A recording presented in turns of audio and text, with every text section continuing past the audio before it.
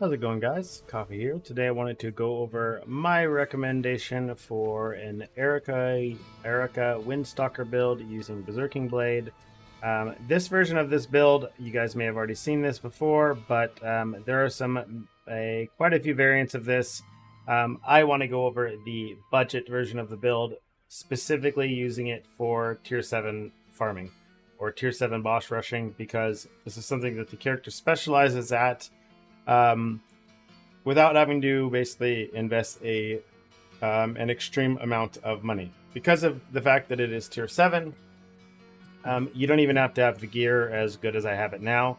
I think the gear as I currently have it here is maybe doing 15, 20 billion, something like that. So the way that it works right now is with the activation medium skills that I have on.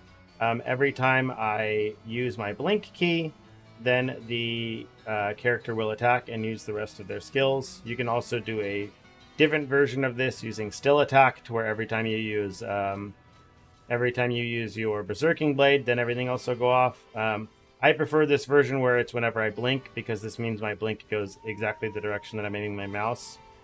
Because when you trigger blink, then it decides to just go wherever it wants to go. I can kind of showcase what that looks like if you want. If I take an activation medium here and I put an activation medium on blink, and I put 5 activation mediums on all of my skills, then as soon as I blink, the character just decides to kind of go wherever it wants to go. You can start moving for a second to kind of override that, but other than that, it just takes you on, again, as one would say, Mr. Bones Wild Ride, and it just takes you wherever it's going to take you. You have no control, it just goes. So I wasn't enjoying that. I was having a bad time with it, so I decided to, again, take off the one on blink, just throw like a periodic burst on there instead. And this way I have the control of clicking blink when I want to click blink. And then, so, I mean, I guess realistically, you could probably already get into like early T8 farming with this as well. But I want to go over kind of the barrier, I guess the basic entry into this build. And then I will link you to some resources for people who have pushed this to the extreme levels of the build. So the build itself, it is primarily going off of deck stacking, as well as stacking energy shield for your cicada shell here. You will be aiming to get a corruption on this chest to get 12% of your max energy shield to attacks and spells, if you are going to basically push this to the extreme version. If not, you can just basically do what I'm doing here, which is just self-find all of your gear, buy nothing except basically a weapon that you have to craft. My weapon is not ideal. I'm pretty sure the weapon that you actually want has like just attack speed, like critical strike damage, and then chance for double damage down on the suffixes, and then on the prefixes you just have the dex, as well as like the physical damage to gear or to attacks or whatnot.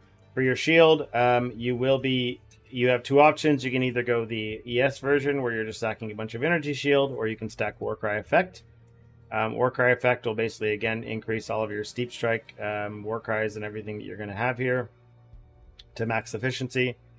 This is probably the only expensive piece of gear that I crafted on this build.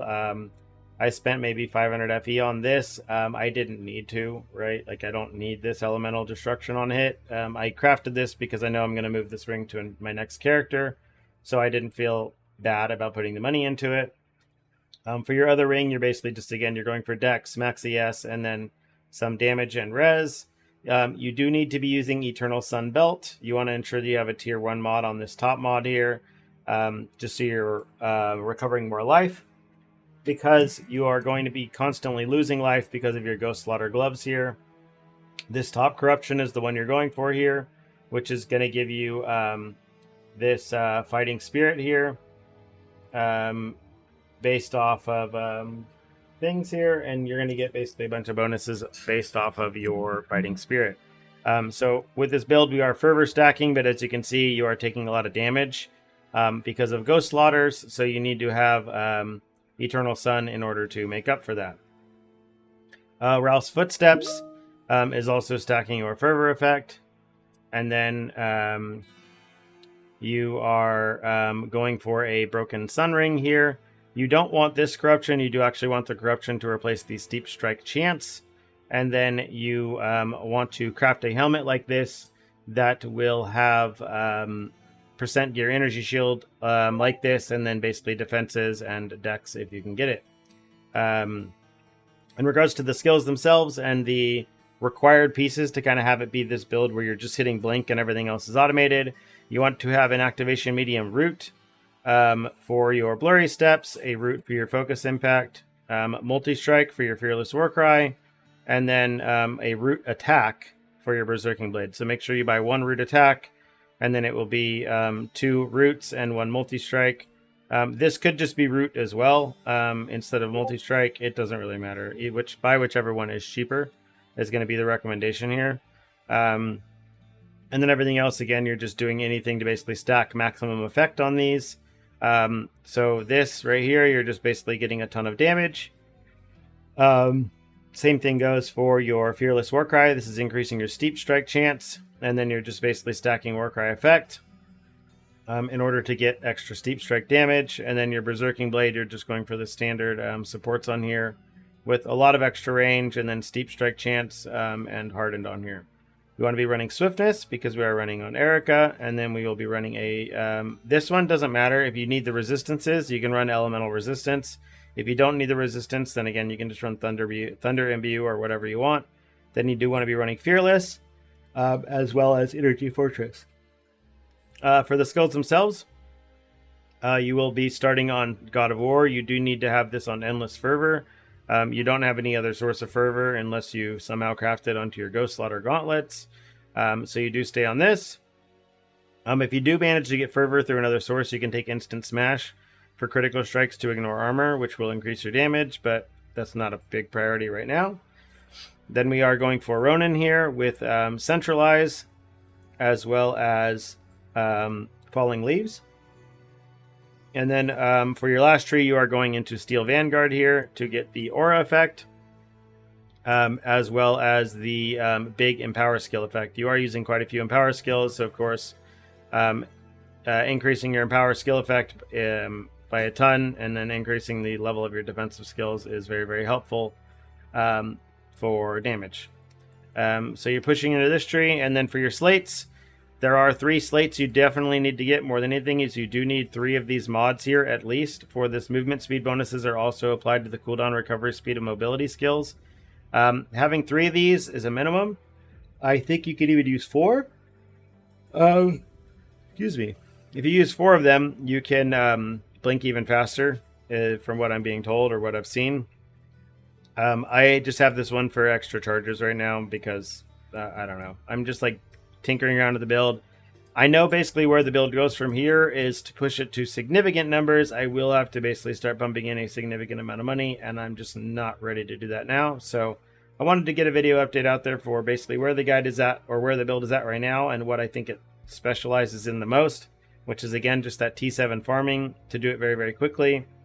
And then I think that's some of the best money in the game, especially if you are using a character like this to farm maps in under 10 seconds. Like, you're pushing maps and you're doing more maps than most other builds can do in an hour, so you can definitely utilize that to your advantage and have a lot of sellables. And then I do pick up a focus strike. Excuse me again. I did pick up a focus strike that you can use again. This one is fairly cheap for a slate that is going to give you some extra damage.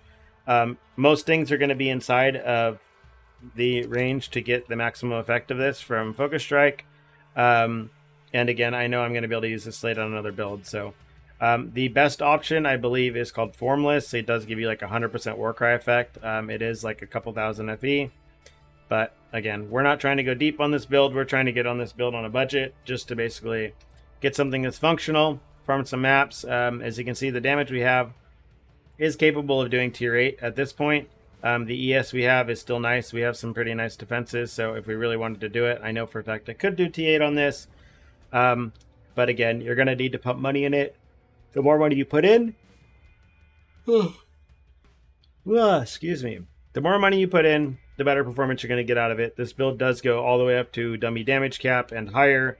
People are definitely hitting frame cap damage on it, but that is with significant investment. So I will link in the comments to another version of the build. I will put the max roll link for this version, And then I will link to a video from another user and another person who is pushing the build to the extreme.